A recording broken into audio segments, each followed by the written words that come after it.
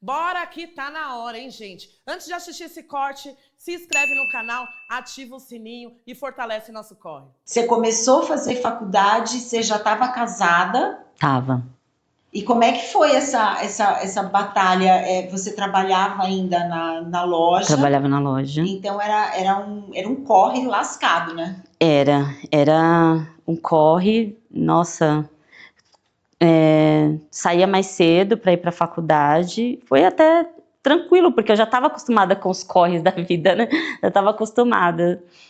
Como eu falei, como eu trabalhei na loja, era muito tempo trabalhando ali, várias horas e tal, e quando eu comecei essa nova rotina, que foi bem diferente para mim, aquele nervosismo do primeiro dia, eu lembro do primeiro dia, foi bem importante para mim também. Inclusive, a primeira pessoa que eu conheci foi a Jéssica, foi a primeira amiga da faculdade. Anos depois, a gente continua amiga, e anos depois, a Jéssica, quando eu engravidei, a Jéssica engravidou no mesmo período, nossos filhos têm pouco tempo ali de diferença, enfim. Na faculdade foi um processo assim de descoberta, e foi uma sensação de liberdade, assim. Pouco tempo depois que eu comecei a faculdade, eu falei, não, se realmente eu quero continuar, se eu quero seguir nessa área, eu preciso sair de onde eu tô. Então eu pedi para sair da loja, e é engraçado que, assim, pedi para sair da loja para me dedicar aos estudos e também para buscar um estágio, porque eu realmente queria trabalhar na área da comunicação. E aí eu lembro que quando houve esse processo, né, saí, aí minhas primeiras semanas, assim, que eu não estava mais trabalhando na loja, que eu tive sábados livres, eu não sabia o que fazer no sábado, que era uma loucura, porque, né, sempre estava naquela correria, eu ficava, gente, o que eu vou fazer? E eu comecei a achar coisas para fazer, sempre voltado à educação, à comunicação, buscando ali me aperfeiçoar cada vez mais. Então, nesse processo da faculdade foi bem importante para mim, aprendi muito, desenvolvi muito, conheci muitas pessoas, participei de bolsas de pesquisa também, para falar sobre pessoas em situação de rua que trabalhavam como carroceiro. Engraçado que o que eu lembro, assim, quando eu já estava na faculdade, é que eu sempre tive essa curiosidade aguçada, esse lado assim para o social. Eu lembro de uma vez que eu estava pensando em fazer um site, um blog para falar sobre pautas de periferia, especificamente da Zona Sul, e eu queria muito mostrar o bairro, né, o que estava rolando de cultura no bairro e tudo mais. Eu lembro que uma amiga da faculdade falou assim, Fran, sai dessa de negócio de social, de bairro, isso não dá dinheiro. Mas é que eu não estava querendo fazer jornalismo pelo dinheiro. Primeiro porque era por amor, assim. E mesmo não tendo nenhuma referência na família, né, com a formação em jornalismo. Na época também minha irmã não fazia faculdade. Minha irmã começou a fazer faculdade depois que eu fiz. A Luísa, hoje ela é professora. Então eu fui a primeira da minha família ali a fazer faculdade. E acabei incentivando a minha irmã. E hoje minha irmã fez pós, enfim. A minha irmã é uma excelente professora. E referente ao social, eu tive essa amiga que falou isso, né? Não fazer social, amiga, isso não dá dinheiro, que não sei o quê. Mas realmente eu queria mostrar, tanto é que na faculdade eu juntei com a Kelly, uma outra amiga da faculdade, e a gente fez um site, um portal de notícias chamado Correio da Zona Sul, que a gente queria falar sobre o bairro, a princípio, o nosso bairro, o que estava acontecendo de movimento cultural ali.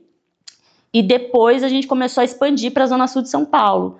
Então a gente participou de vários processos ali, a gente conheceu alguns coletivos de cultura, estava tendo um movimento ainda na época dessa questão da discussão do VAI, sabe, de incentivo à cultura periférica. A gente sabe que a cultura estava muito centralizada, então se você queria ver uma atividade cultural, você tinha que ir para o centro, né, para ser visto. Não que isso não tivesse, esse movimento cultural não tivesse acontecendo nas periferias, estava acontecendo, só que não tinha visibilidade. Então, nosso objetivo com o Correio da Zona Sul na época era dar visibilidade para os artistas e falar, olha, no Grajaú está acontecendo tal coisa, tal movimento cultural, em Santo Amaro está tendo. Em Santo Amaro ainda tinha bastante, o pessoal ia do Grajaú, ia do Ângela, ia de outros lugares para se apresentar fácil, né? Em Santo Amaro, Mas a gente queria falar desse movimento cultural periférico que estava acontecendo ali na Zona Sul.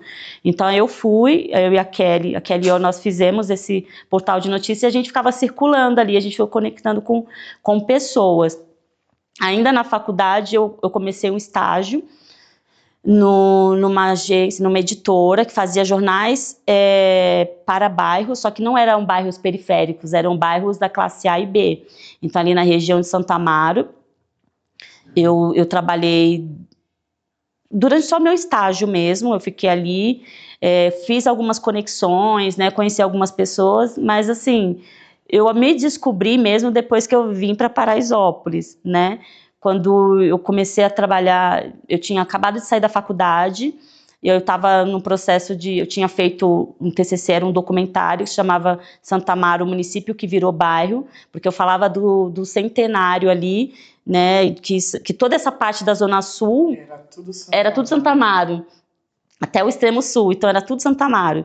E aí eu fiz um recorte da história falando desse centenário, que era de 1832 a 1932, 35, assim, não lembro agora direito. A gente fez esse recorte para falar, e na faculdade eu fiz esse TCC, e quando eu saí da faculdade a gente quis dar continuidade, aí foi quando a gente se inscreveu no VAI, para poder conseguir um recurso para dar continuidade nesse projeto.